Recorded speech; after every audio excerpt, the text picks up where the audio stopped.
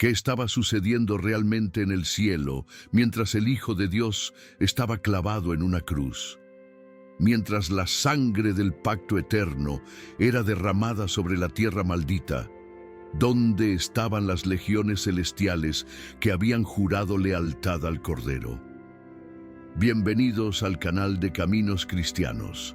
Si esta historia toca tu espíritu, te pedimos que dejes un comentario, le des me gusta al video y te suscribas para seguir explorando los misterios profundos de nuestra fe. La verdad de ese día trasciende el polvo y el caos del Gólgota, llegando al corazón mismo del trono de Dios. En ese momento, que pareció una eternidad para los seres celestiales, el cielo no estaba vacío ni distraído. Al contrario, era un estado de absoluto silencio, una quietud tan pesada y densa que podía sentirse como una presión física en el alma.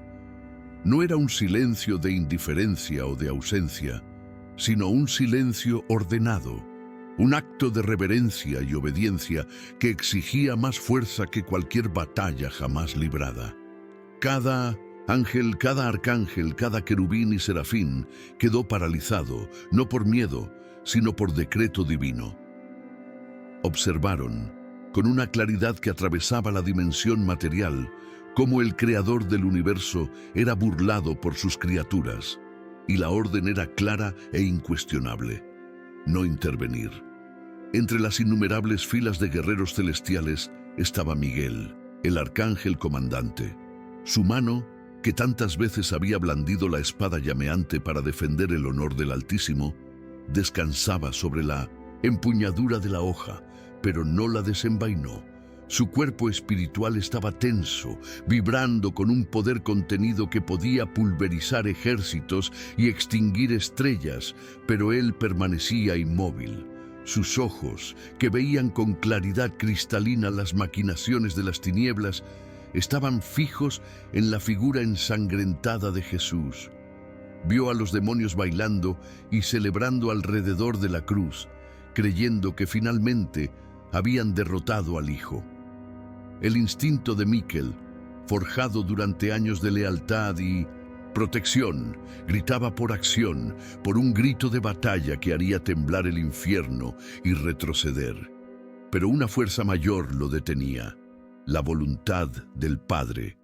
La orden de permanecer en silencio e inactivos no vino de un poder enemigo, sino del mismo soberano del universo, y esta obediencia fue la mayor prueba de fe que él y sus legiones habían enfrentado jamás. El amor que sentían por el Hijo luchaba dentro de ellos contra la inquebrantable sumisión que profesaban al Padre, creando un conflicto celestial de proporciones inimaginables. La angustia de los ángeles no surgió de una duda sobre el poder del Padre, sino de la dolorosa constatación de su amor. Comprendieron, a un nivel que la mente humana apenas puede concebir, que lo que estaba sucediendo no era un acto de abandono, sino la declaración de amor más profunda jamás expresada. El silencio en el cielo fue la respuesta reverente a un Padre que le ofreció lo más preciado. La mirada de Dios no se apartó de la escena del Calvario. Cada latigazo, cada escupitajo, cada clavo que traspasaba la carne de su Hijo se sentía en la plenitud de su santidad. Sin embargo, Él lo permitió, no por debilidad, sino porque la cruz era, en verdad, una trampa santa, un altar preparado desde antes de la fundación del mundo. El mal, en su arrogancia, creía que estaba acorralando a la luz, pero en verdad estaba siendo atraído hacia el único lugar del universo donde su poder se rompería para siempre. La inacción celestial fue, por tanto, una cooperación activa con el plan redentor. Los ángeles empuñaron sus espadas para no permitir la muerte de su Señor, sino para asegurar que el sacrificio que traería vida a la humanidad no fuera interrumpido. Fueron los centinelas silenciosos de la mayor transacción de la historia cósmica.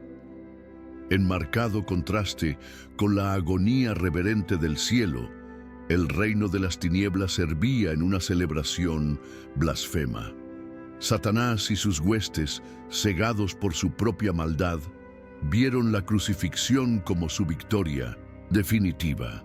Para ellos, aquel espectáculo de humillación pública era la prueba de que el reino de Dios había fracasado.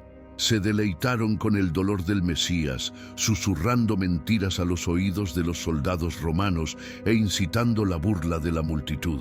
Cada gota de sangre que caía era para ellos un trofeo, cada suspiro de dolor, una canción de triunfo. No podían ver la realidad espiritual que se estaba desarrollando. Solo vieron un cuerpo físico siendo destruido y un hombre que decía ser Dios, siendo expuesto como un impostor. Su limitada percepción no captó el peso de ese sacrificio, la pureza de esa sangre, ni el poder que residía en esa entrega voluntaria. La fiesta en el infierno era ruidosa y caótica, una cacofonía de orgullo y desprecio, porque creían que habían extinguido la luz del mundo. Lo que no sabían es que su celebración era el sonido de su propia sentencia sellándose y que el acto que consideraban su mayor triunfo era, de hecho, el golpe que desarmaría a sus principados y poderes para siempre. En esa colina, el tiempo parecía curvarse sobre sí mismo. La oscuridad que cubrió la tierra al mediodía no fue un fenómeno natural, sino un luto cósmico, un velo que el propio universo extendió sobre la agonía de su creador. Cada personaje de esa escena desempeñaba un papel que resonaría a través de la eternidad, y el cielo los observaba a todos. Vieron el dolor de María, una espada que atravesaba su alma como había sido profetizado. Pero en su corazón, la semilla de la promesa de resurrección luchaba por no ser ahogada por el sufrimiento. Vieron la confusa lealtad de Juan, que permaneció al pie de la cruz, no porque comprendiera plenamente lo que estaba sucediendo, sino porque su amor al Maestro le impedía estar en otro lugar. Los ángeles también presenciaron el cambio en el corazón del centurión romano, un hombre endurecido por la violencia, que comenzó a sentir un temor que no provenía de la autoridad de César, sino de una presencia divina que no podía nombrar. La tierra tembló, no por un simple terremoto, sino como si reaccionara en agonía a la muerte de quien la formó.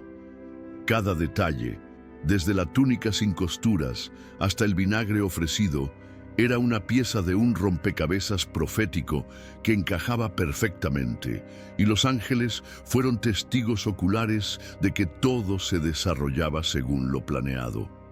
A medida que las horas de agonía se prolongaban, se produjo un cambio sutil en la percepción de las huestes celestiales. El dolor abrasador y la necesidad de intervenir no disminuyeron, sino que ahora fueron acompañados por una creciente sensación de asombro. Miguel y sus ángeles comenzaron a ver más allá de la carnicería física y a presenciar la grandeza de la transacción espiritual.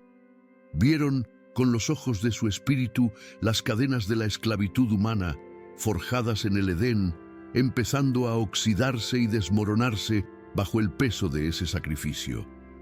Se dieron cuenta de que cada insulto absorbido por Jesús, cada gota de sangre derramada, era el pago de una deuda antigua e impagable. La cruz, que para el mundo era un símbolo de vergüenza, se les reveló como un altar cósmico donde la justicia de Dios estaba siendo plenamente satisfecha y su misericordia se estaba liberando de una manera nunca antes vista. La fuerza de su Señor no residía en su capacidad de convocar legiones, sino en su negativa a hacerlo.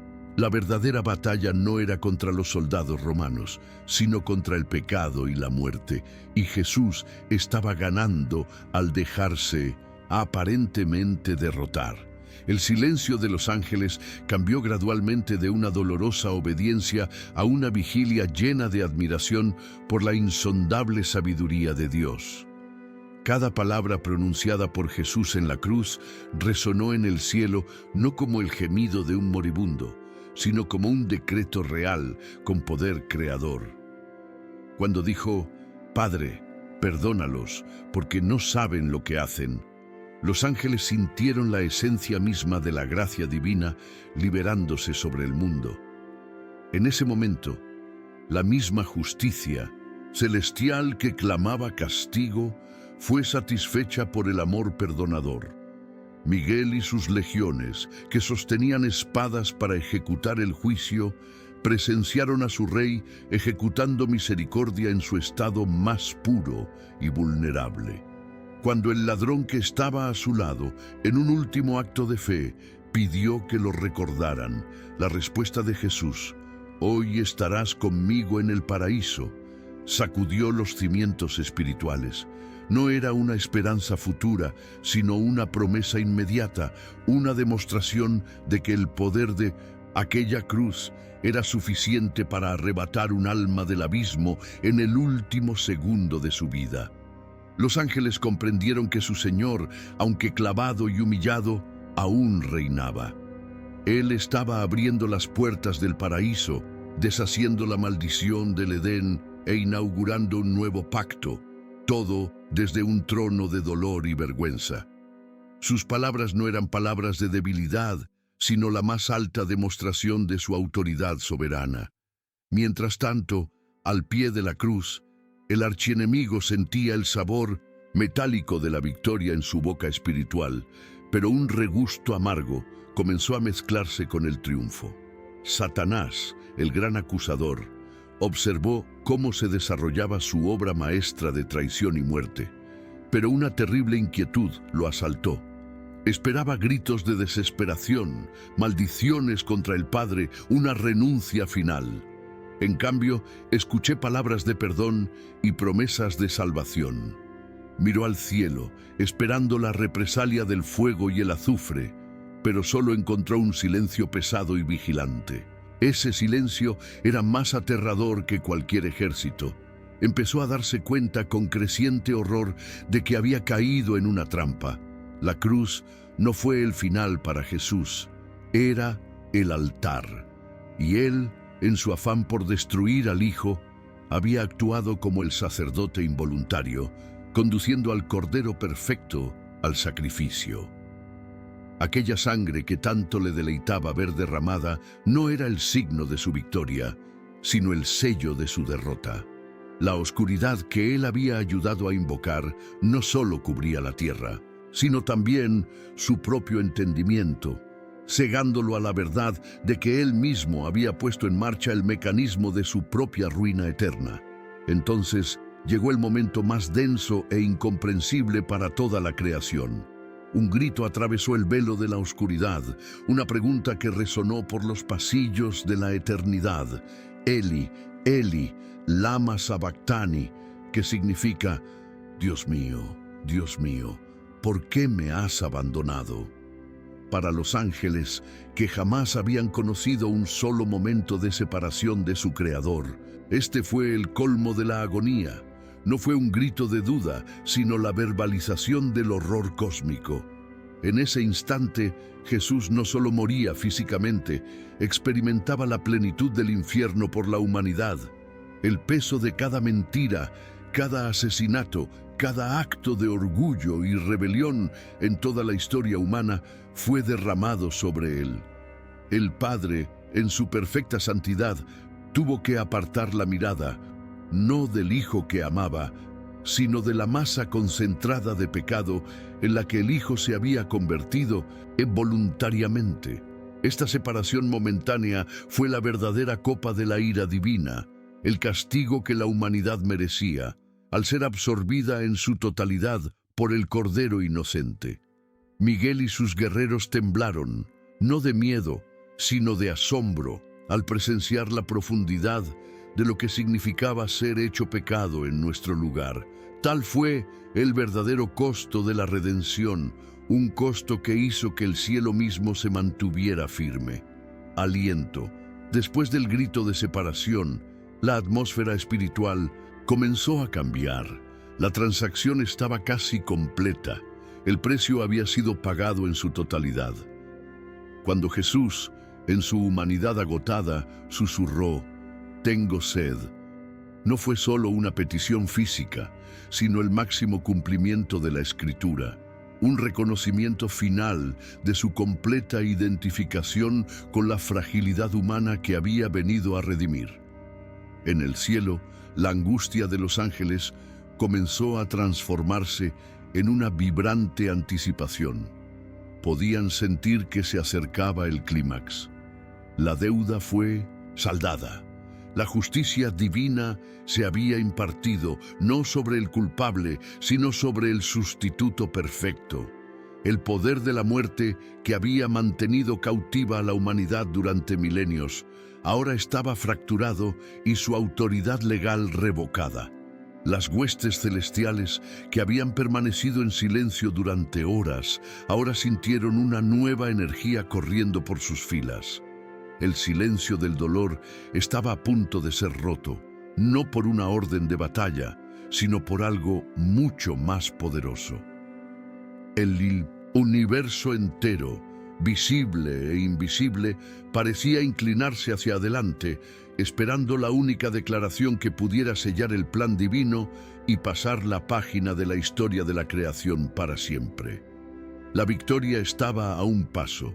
Entonces, recogiendo el aliento que le quedaba en el cuerpo humano, el Rey del Universo levantó la cabeza una última vez. No fue un susurro de derrota, sino una declaración de triunfo que resonó desde el trono de Dios hasta las profundidades del infierno.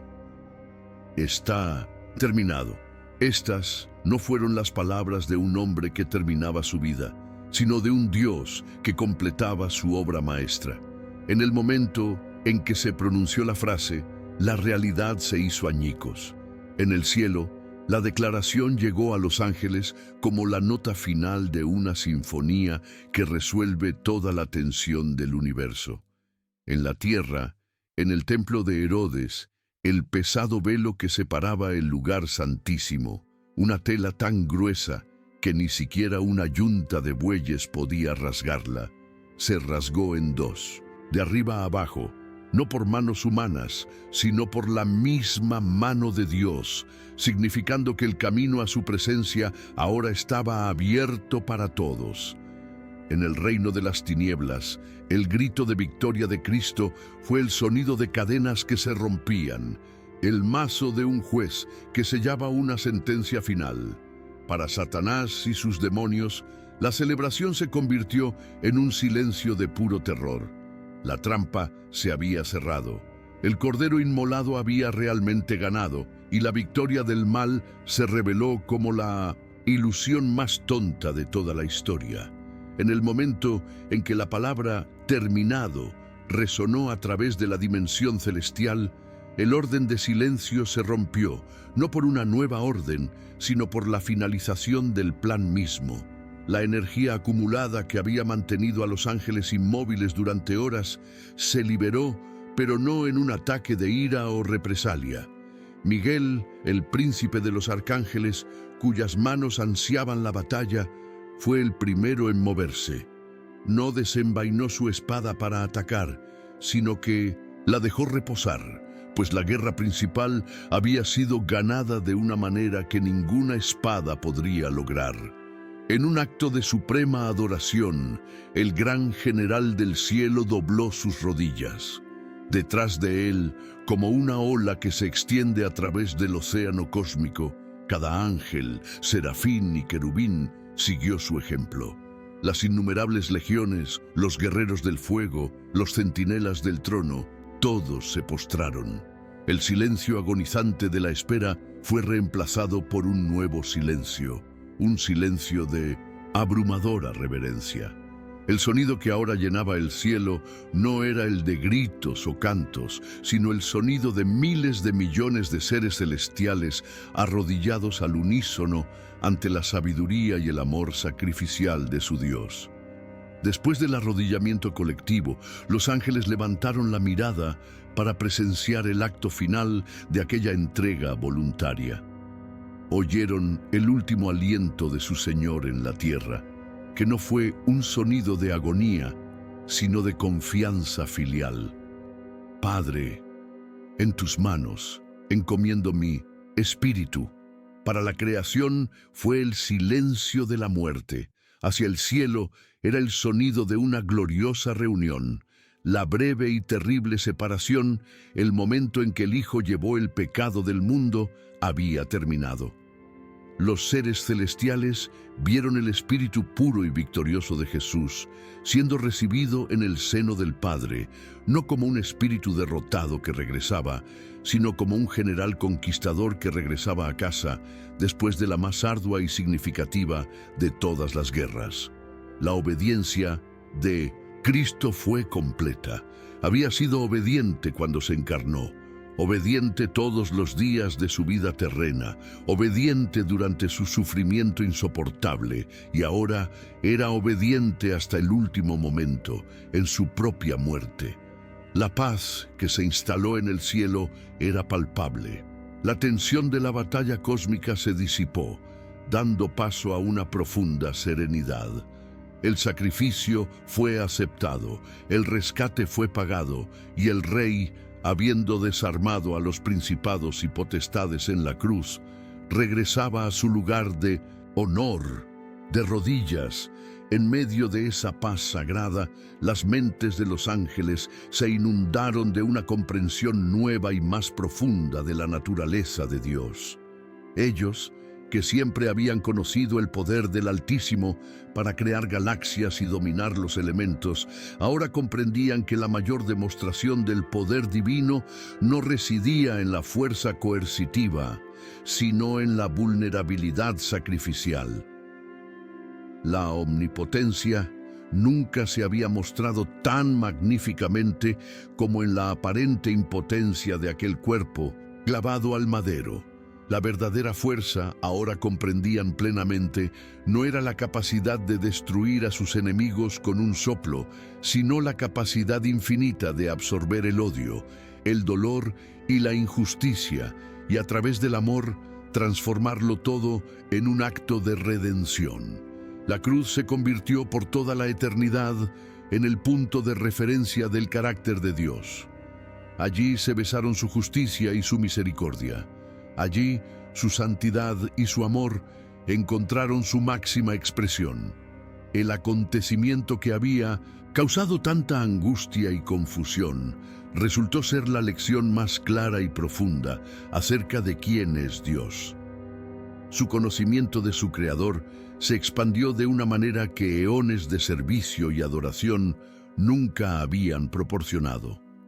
Después del acto final de rendición, la atmósfera en el cielo, aunque pacífica, permaneció cargada de una solemnidad sin precedentes. El silencio del culto de rodillas lentamente dio paso a un nuevo tipo de sonido, algo que nunca se había escuchado antes en toda la eternidad. No era el himno de la creación que celebraba el poder del Dios que formó las estrellas, sino una melodía más profunda y compleja que comenzaba a nacer en el corazón de cada ser celestial. Fue el preludio del cántico del Cordero, un cántico que hablaba de redención, de sacrificio y de un amor que descendía a lo profundo para rescatar a lo perdido. Los ángeles comenzaron a contemplar no solo al Dios que reina en la gloria, sino al Dios que sufre en el amor. Fueron testigos de la perfecta armonía, de la Trinidad en acción, la voluntad del Padre, la obediencia del Hijo y el consuelo del Espíritu Santo, todos trabajando en unidad hacia un propósito que, aunque ahora entendían mejor, aún contenía misterios insondables. El cielo cambió para siempre ese día. La adoración adquirió una nueva profundidad, la gratitud una nueva urgencia y el amor por el Dios Trino fue sellado con la sangre del sacrificio que acababan de presenciar. En cambio, el reino de las tinieblas quedó sumido en un silencio de naturaleza completamente distinta. La ruidosa y arrogante celebración cesó abruptamente con el grito de «consumado es», y lo que siguió fue un silencio vacío, hueco y lleno de desesperación. El efímero triunfo se disolvió en una fría y eterna comprensión de la derrota. Satanás, que se veía a sí mismo como el estratega maestro, el manipulador detrás de la caída del hombre y la muerte del Mesías, ahora estaba expuesto ante sus propias huestes como el mayor tonto del universo. Él, que tenía el poder de la muerte, había sido la herramienta involuntaria para destruirla. Al planear la muerte del Hijo de Dios, solo logró permitir que el Rey de la vida entrara en su dominio, tomara para sí las llaves de la muerte y del infierno y derribara las puertas desde dentro. El arma principal del enemigo, la acusación basada en la ley y el pecado, ha sido desarmada. La deuda que utilizó para esclavizar a la humanidad fue marcada como pagada con la sangre de Cristo. El silencio en el infierno era el silencio del fracaso, del jaque mate, de la percepción ineludible de que su rebelión estaba, desde ese momento, condenada a un final vergonzoso y definitivo. Ese día se reveló la soberanía de Dios de una manera que sacudió todas las nociones de poder. El plan de salvación, tal como lo vieron en retrospectiva los ángeles, fue una obra de genio divino tan profundo que bordeaba el escándalo. Dios no derrotó al mal aplastándolo con la fuerza bruta, lo cual podría haber hecho con un simple pensamiento.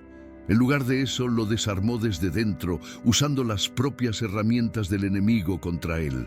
Él tomó la vergüenza y la convirtió en gloria. Él utilizó la muerte, la mayor arma de Satanás, y la convirtió en la puerta a la vida eterna. Él permitió que la injusticia humana alcanzara su punto máximo para poder demostrar la profundidad de su justicia y misericordia divinas.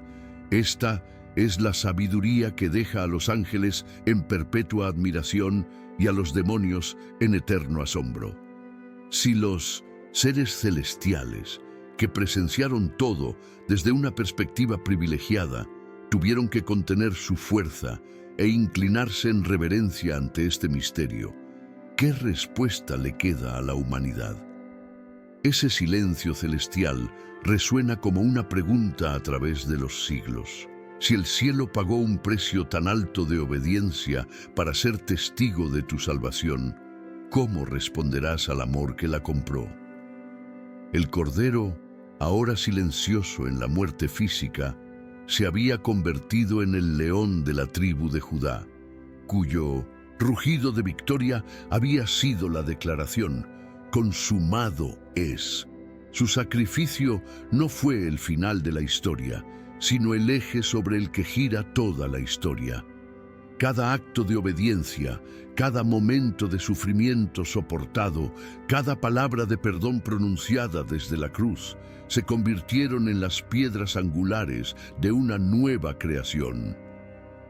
El silencio ordenado en el cielo no era pues signo de abandono divino, sino la quietud solemne que precede al amanecer de una nueva era.